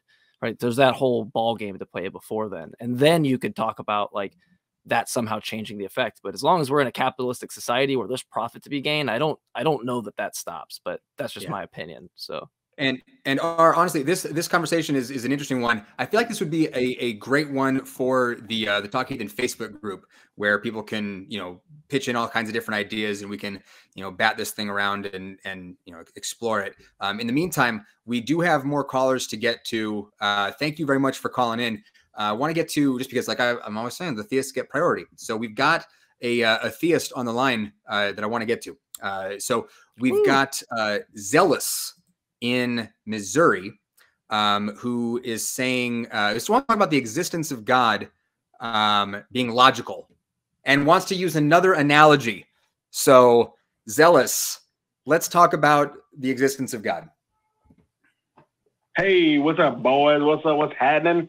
Basically the existence of God, like, to me, I think it's very, very stupid logically. Like, it's reasonable to me to give the analogy of a game system or an Oculus or anything that delves into another realm, from one realm to the next, seeable and unseeable, and stuff like that. You know, so this is what I'm gonna say.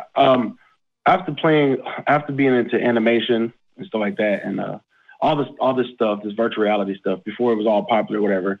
You know, just studying it, I was like, dude, is that not like the analogy of our own being right now?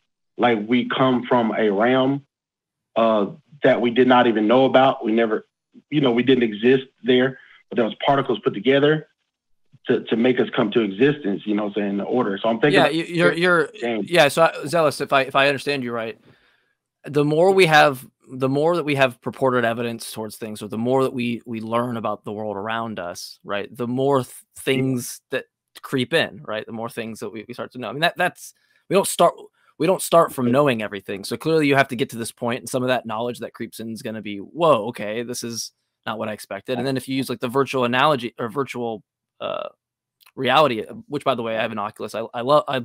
I love video games and specifically virtual reality, so I like that example. This is kind of like Plato's example of the cave. He has this idea where there's people locked up or chained together from birth, and one of them throughout their whole life, all they see are shadows of people walking by, casted by the firelight, right? So all they ever see are these 2D shadows and shapes on the wall.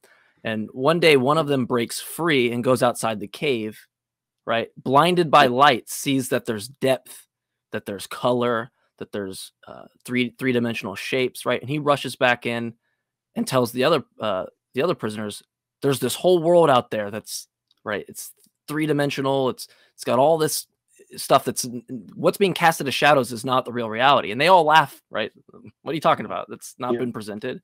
That could be the case, right? There could be some scenario which we're not prevalent to, but the problem is you have to actually demonstrate it. The difference is, right, you're rational in believing that once that person demonstrates to them, hey, look, here's the real world, right? Because it actually manifests itself in reality.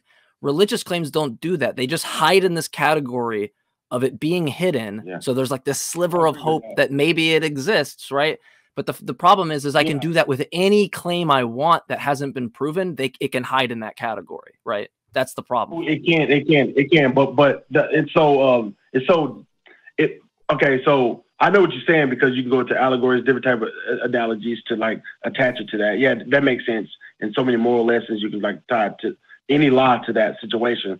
But we're talking about realities. We're talking about the biology. We don't, that everything that makes us a human is being imitated by this realm. And it's not, even though anybody can make an attachment to something.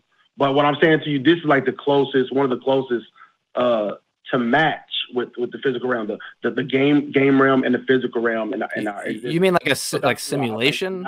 But not to be, I don't want to make it seem like everything is everything. I don't want to do that. I'm specifically saying this because there's an argument being said, in an atheist world and the theist world. They're both saying, one of them is saying there's no God, there's no possible evidence for him, or how we even know if there's even evidence. Right? So me and Kenneth both don't hold that position though. So let's stop right there.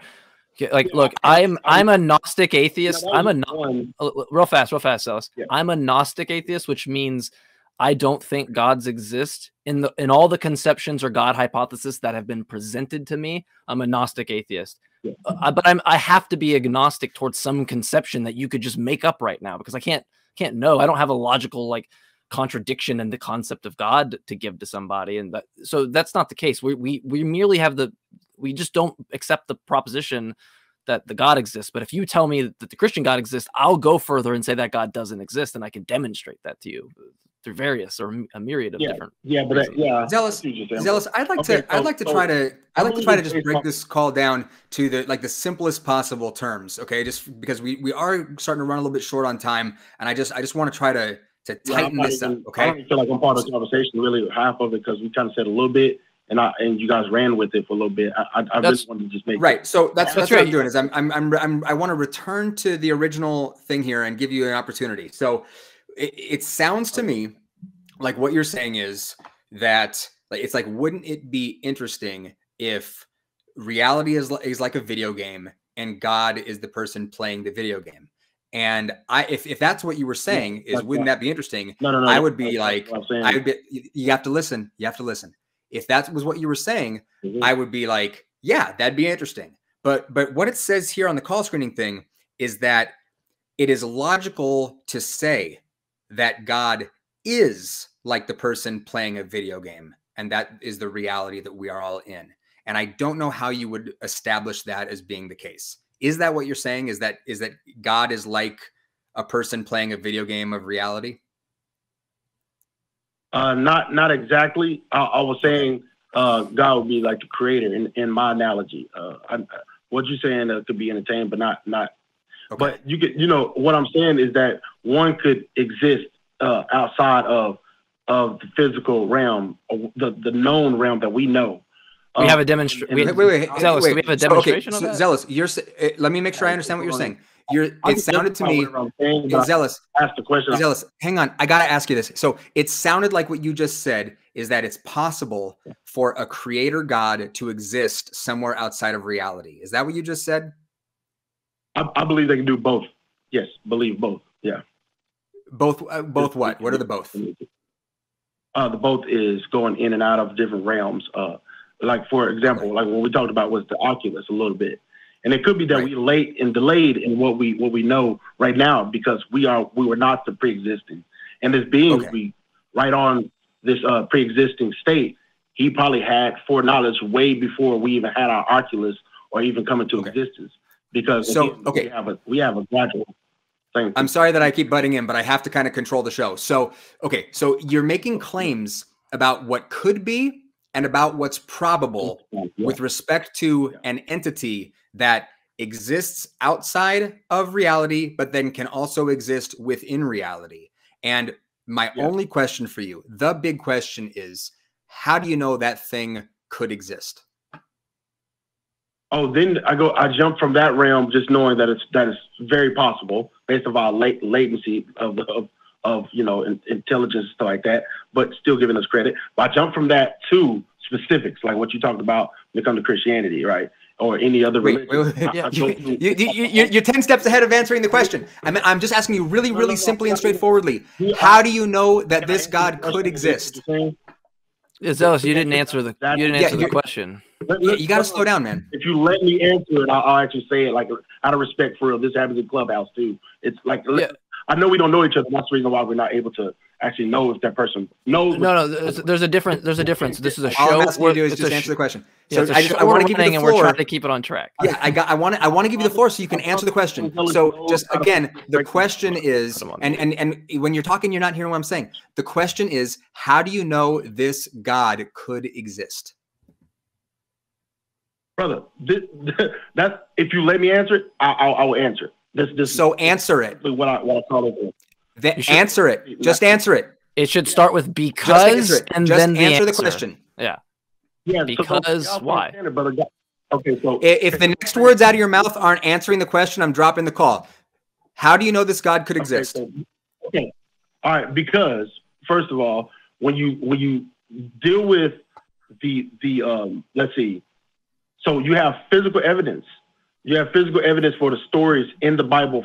For example, the things that he said that would happen in the Old Testament, not just would happen, but that has happened, which is archaeology and also interpersonal evidence and stuff like that. All right, hold on, Zealous. I'm not going to let you glance over that. Hold on. No, I deny that. You say when you look at things. No, I look at things in the Bible. I see claims that doesn't get you to look. You said it's logical to get you there, which presumes that there's some inference that you could follow that gets you there. And Kenneth asked, "How do you know that?" So what's that inference? You can't just say the book says a thing that doesn't do anything for a non-believer. They're just going to go seriously. It sounded like you said there's evidence from the Bible. So what would be the most skeptical person? I understand. What would be an example? Is grant a little bit of understanding of what I'm about to say. I'm not going to fly off. I got to make the statement and then actually justify it. And that's why you gave me the opportunity. When I said that, it hit a nerve because it has to be justifiable. If I get to go through it a little bit, that's why I was going through breaking it down. Archaeologically, these stories, a lot of things that's in the Old Testament, not everything, but I would say they're just documenting stuff. But when they have give me one example. Because of time constraints, Zealous, give me one example. I talk too fast, I guess. That's what it is. I talk too fast. No, it's all good. Just give me one example.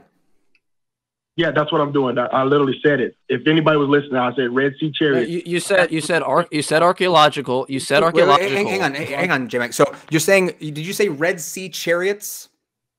Yeah, and this is only one, but this is not even without skepticism. This is not even without skepticism. Skepticism will be invited after the claim and after people research.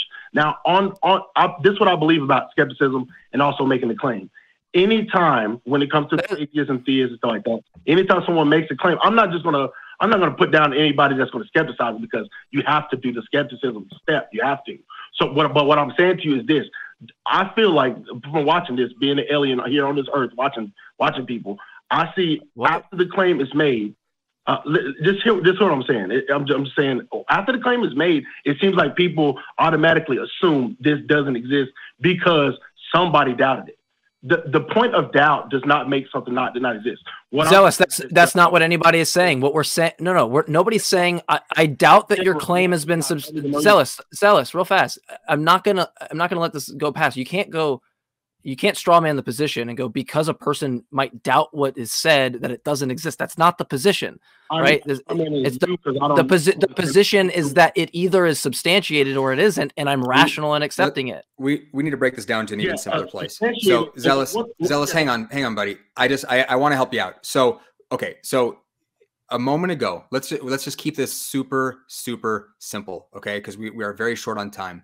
So you said Red Sea chariots. Are you under the impression that chariots were found at the bottom of the Red Sea?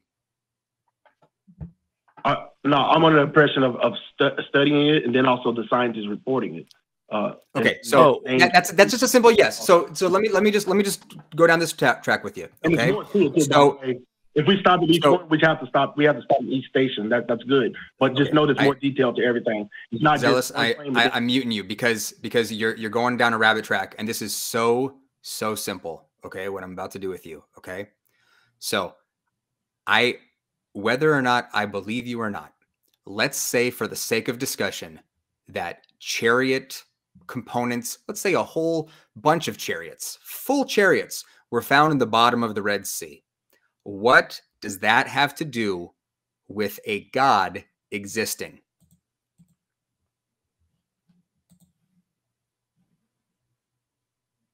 Hello? Yeah, Zealous, I asked you a question. If they found chariots at the bottom of the Red Sea, what does that have to do with a God existing? Okay, so what it has to do with the God existing, with this God specifically, I believe there's one God, but what it has to do with it, I believe that if he says elements were involved, I'm going to say this very quick, and then I'm going to say a little small point, and then I'm going to give it back to you. But I'm going to say if there's elements involved, whichever elements those are, in a location, a specific location, and there's catastrophic events like Sodom and Gomorrah and Red Sea chariots and stuff like that. If they're saying these things are here, God did this and that, and it's about the details that makes it weird or makes it like very majestical or crazy or unbelievable, or Zealous. How do you get from hang on, buddy, hang on. How do you get from there are chariots at the bottom of a Red Sea to God did it? Oh yeah, for us in the Bible, he gives details. It's not just all in the air. It's about the details. Zealous. No, we know that's the claim. Zealous. How do you get from there are chariots at the bottom of a body of water to God did it? How do you get there? Okay. I'm not muted. Okay. So how do I get there? By the Bible, basically. But that's the claim. Let me ask you. Hang on. How did you rule out a boat crossing the Red Sea carrying chariots sinking? You said a boat? Yep. Well, I don't. A chariot salesman is traveling across the Red Sea, and his boat sank. And there are chariots. There are ancient Egyptian chariots at the bottom of the Red Sea. How did you rule out a boat sinking? A boat sinking. I don't know what you're talking about. A boat sinking. I didn't rule it. So okay. I get what you're saying. Okay, I get it. Yeah. I get it. Okay. So this is good. This is good. Thank you. Okay. So now, for me, what I've seen from the story is not just about chariots in the bottom floor. It's more details. It's about the okay. So in this, please stop calling me. Okay. In this, on the other side, on the Nueva Beach. Across the other side, Solomon puts the pillars there, and he tells you this is where it's at. Then, where they cross over. Okay, just dig with me very quick on this one, and I'm trying to get this done very quick. But on each side of this drop, there's a 300 feet drop in the water. This is what they was able to see. This is the scientists get to see this. A 300 feet drop on each side, and a 300 feet lift in the middle where they found it at. Now just suppose this. If they was like a mile over or so, or whatever, or a couple miles over to the right, they would have went into all type of bottomless, like not bottomless, but just mountains, a 300 feet drop. Would have been right. But this is the deal, and we're running so short on time, Zealous. But this is important because here's what you've done. You're making claims, okay? You're saying chariots were found at the bottom of a body of water, okay? But you have not, you are not doing anything to demonstrate how those chariots got there or how you figured out that other candidate explanations aren't what happened. You're doing nothing to get from chariots to God. But I'm being controlled in the doing something. Yeah, can I just add one thing, by the way, that's important to this. You said it's an archaeological discovery. Have you actually just Googled whether or not that's I've done more than most people. So then you would know that the source of where that comes from is from a website that's not of archaeological. It's not a website. Basis. It's actually it's a group of people. It's people, not just a website. I don't do websites only. This is actually, you can find this with science. It's one of them. So what Jmike is doing, I was tempted to do, but this is the deal. Because listen, I'm just going to say it. I would just say Google it. Yeah. My point is what this comes from, at least if you're talking about the chariot wheels, it comes from a claim made by World News something organization. I can't remember. It's a World News Daily Report. A bullshit website. Bullshit website. And they use terms like Egypt's antiquities mystery. Listen, real fast. I'm not done. They make claims and they say in the article that like Egypt's and antiquities ministry, like they use terminology to get people that go, oh, that sounds about right. And then they believe in it because they already believe. Look, you already believed in this. This is it. You did not stumble upon this and then go, oh, this proves Jesus. You're doing what's called post hoc rationalizing, right? You're already believing this thing, and then a source that, by the way, is demonstrably false and is fake has convinced you that there's actually these things. Which, by the way, to a bigger point, which is Kenneth's point, is that there's no logical inference from chariot wheels to God or full-fledged chariot. Like, you still have the question of how do you not know of any other circumstance where the same result could happen, right? It doesn't, there's no logical inference to supernatural God, which, by the way, the call screener put that this was a logical thing to God. You've not provided the inference. So I don't know where the logic is. Okay, but. So I get what you're saying. I'm glad you made closure with that. That makes a lot of sense. You're saying it. You can't rule out. Okay, I love how you said that. You said do not rule. Okay, what made you rule out somebody losing chariots on a boat or something like that? That was good. I love that. That's where I could work from. But again, I know you have to put the case on the table in order for it to be on the table at least. And if somebody keeps wiping off the table, that's cool. But at least know that this is the understanding of this and that. I didn't read some kind of article, what you just read, or whatever you guys have with that. There's more studies about this. So when it comes to not just this, it's more other stories, like the Sodom and Gomorrah stories. Believe me, as a skeptic, I can write off anything. I'm a pro at being a skeptic. It's very good. But I'm telling you, please don't jump to Ron Wyatt. Please don't jump to Ron Wyatt. Have you been reading or listening to Ron Wyatt? Yeah, I didn't even. But that's presumption right there. That's presumption. But again, people that are part of it, you can't just criminalize people that are part of stuff. You know, I'm just asking you, is Ron Wyatt your source for Sodom and Gomorrah stuff? No, actually, the guy who I actually was watching I don't even know his name actually. But a lot of the findings, you can't criminalize the person of the finding and stuff like that. This is open to so many people.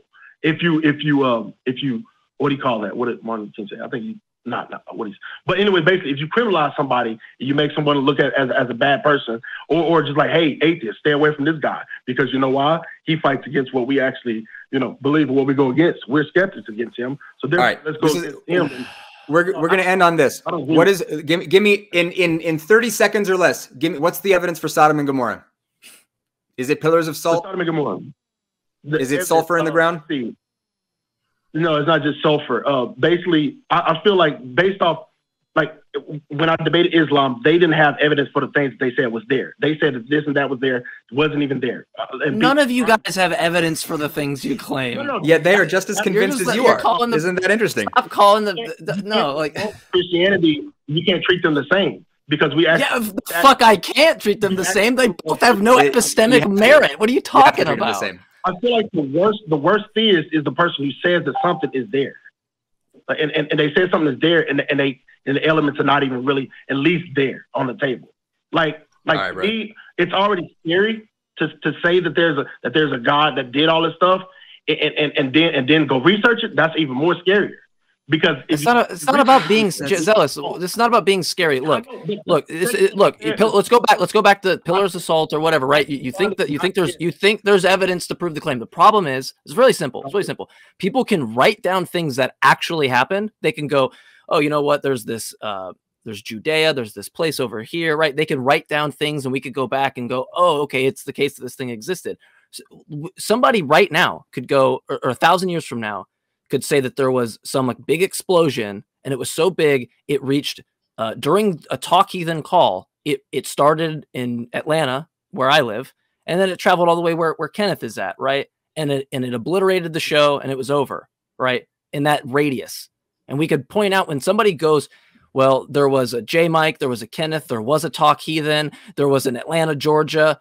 Like none of that would actually, once we find those elements, wouldn't substantiate the claim that there was this big explosion that engulfed us, right? That would just be an entirely separate thing. A real easy way to do this is to say someone could in the future could look back at New York City, and they could find a Spider-Man costume. Exactly. And then look at the Spider-Man comics, and that Spider-Man costume is not evidence that Peter Parker fought Dr. Octopus on the Brooklyn Bridge, right? You know, see what I'm saying?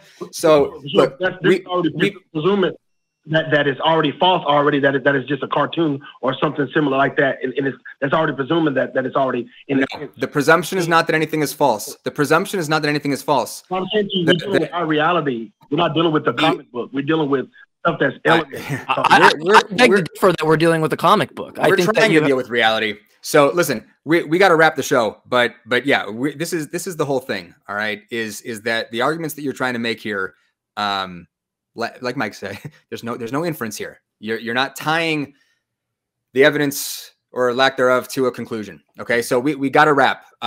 So thank you to our incredible cast and crew here, Jmike, you're the man. I love getting to host with you. We'll be back in 3 weeks, right? Or 4 weeks doing this thing again. Yeah, we will.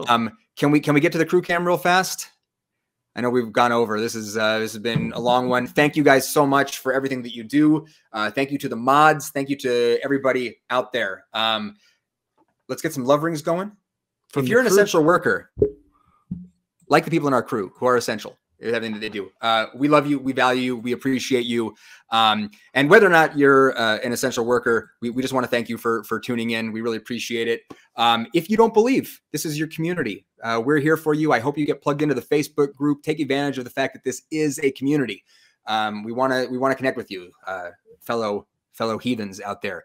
And listen, if you do believe, we don't hate you. We just aren't convinced. Take care.